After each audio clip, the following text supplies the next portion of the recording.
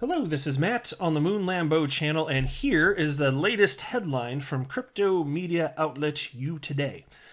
Ripple to keep its headquarters in San Francisco, says former CEO Chris Larsen. Yes, indeed. Co-founder Chris Larsen, co-founder of Ripple, says that they will be keeping their headquarters in San Francisco, California, in the good old United States.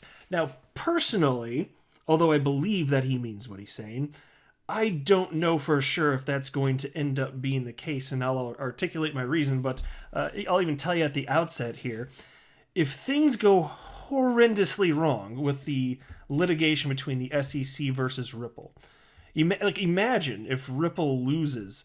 Are they actually going to stay in the United States? I'll make my case. I'm not so confident. But again, I don't think that Chris Larsen is being misleading here. I think that they have every intention at this point of staying in the United States and standing their ground. Now, I do want to be clear that I do not have a financial background of any kind. I am not offering financial advice, and you should not buy or sell anything because of anything that I say or write. I'm simply an XRP and crypto enthusiast who enjoys making videos all up on the YouTubes. It's my most favoriteest hobby I've ever had, but that is indeed all that it is. There is nothing special about me. You guys remember when this all started, though? This talk about Ripple potentially leaving the United States?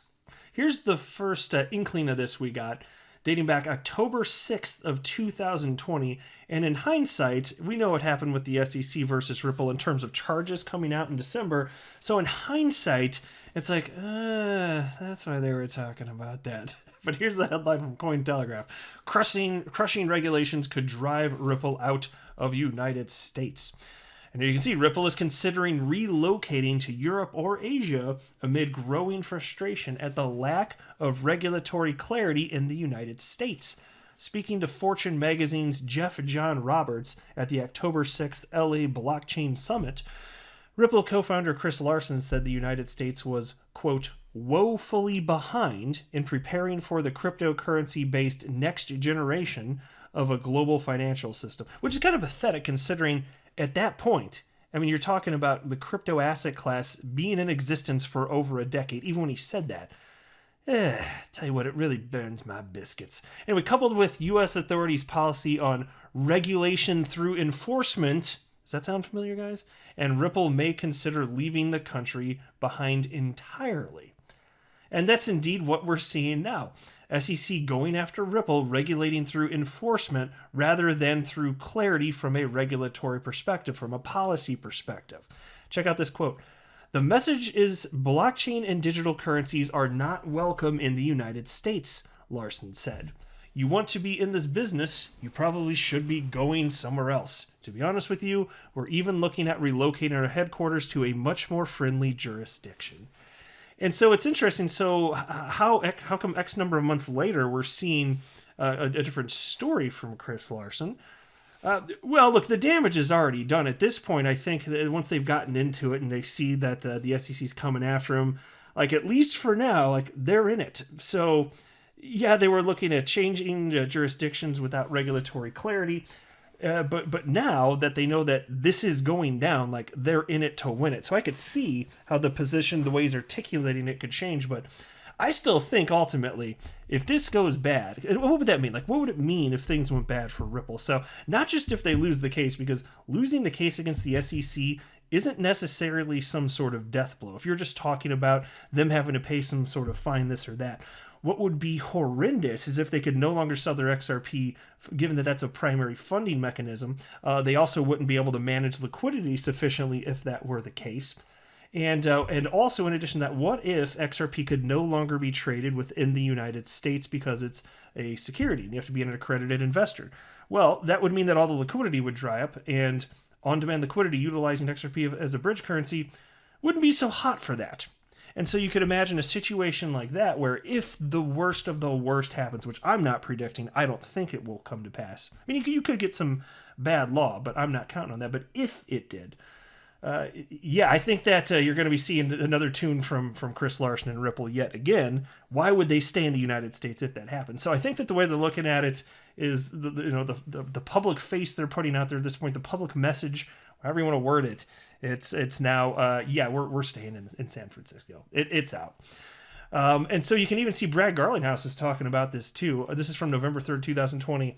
Brad Garlinghouse says if Ripple leaves US, it may shift into Japan or Singapore. And so it's the same type of story. And so Brad Garlinghouse revealed that they have already had a discussion on this matter with SBI, mind you, which is a key partner. And here's a quote. He said, Japan is one of our fastest growing markets, in part because we have key partners like SBI. I have spoken to the SBI team about the fact we are looking at the country as a potential destination. How about that? Apart from this, the United Arab Emirates, the United Kingdom, and Switzerland are also some of the potential destinations present on the list. But here's the latest story, which, by the way, stemmed from this. This is a piece from San Francisco Chronicle titled, Founder of Crypto Company Ripple Donates $1.7 million to help cities' small businesses. And so who knows, maybe part of it, too, is just the fact that it's kind of bad optics to say, yeah, we think we're getting the hell up out of this bitch. Like, right as all this is, like, because think about it, what's happened with the pandemic, the terrible situation that San Francisco is. You know, I'll tell you what. I took a trip to San Francisco a few years. I guess it was probably, yeah, it was August of 2018. So yeah, it's been a few years. And actually, by the way, I did go to Ripple headquarters. Now you can't go in, obviously. You know, they got the security. I didn't even try and go in. I know other people had tried. And I was like, yeah, I'm not even going to give it a whirl. But I did go. I took some pictures, this and that. And Brad Garlinghouse, by the way, walked out while I was there, which was kind of cool. I got pictures of that as well. I've only mentioned that like once or twice on the channel, but that's a thing that actually happened. But as I was there, I'll tell you what, it's just like an endless sea. And this is not me belittling the situation, it's just an acknowledgement of the state of things, and Chris Larsen knows it too. But it's just an endless sea of homeless people just everywhere, trash everywhere. It is not a clean place, and it's kind of a shame. Like, I had a fun time visiting, don't get me wrong, and there are beautiful parts of San Francisco. But my gosh, there are some serious problems to be had there. And so given that they're still operating there to this point, you know, it's pretty clear to me that Chris Larsen has quite the, I don't know. He places a strong emphasis, I'd say, on philanthropic activities. And that shines through, not just through him, but through Ripple, the company as well. They have always taken care of, you know, their own backyard effectively, San Francisco, doing all sorts of stuff. I've highlighted on the channel before. And so it's not the case that they want to leave. It's more like if they feel like they're in a really tough spot, I think they will.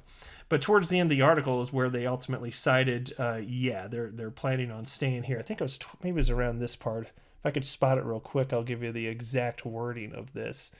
Maybe it was from here on down, I want to say.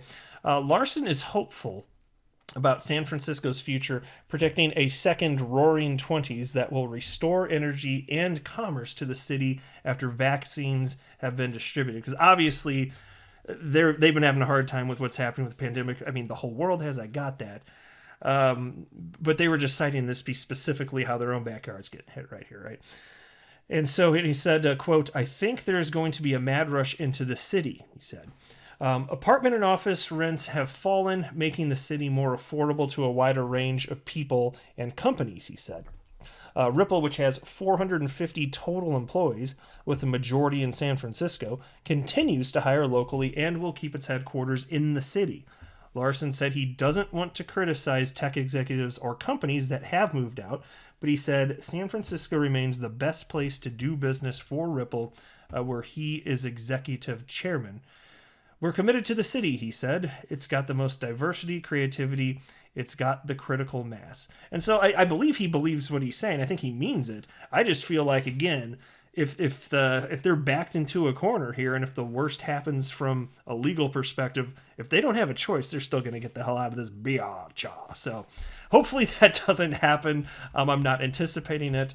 I'm still cautiously optimistic that perhaps there will be a settlement, but even if not, I firmly believe that on the idea of whether or not XRP represents an investment contract today, whether or not it's a security, the answer clearly is no. So if you have full adjudication on that front, I can't imagine that this is going to go poorly for Ripple. Not that portion. I could totally see them getting fined for this or that. But as long as they can get some sort of exemption to continue selling XRP, even if it's in a newly regulated fashion, it's not going to be a problem for them to stay in the United States and San Francisco. So here's hoping for the best, right? But I will go ahead and wrap up there. I am not a financial advisor. Do not buy or sell anything because of anything I say or write. That would be a very, very, very bad idea. Until next time, to the moon, Lambo.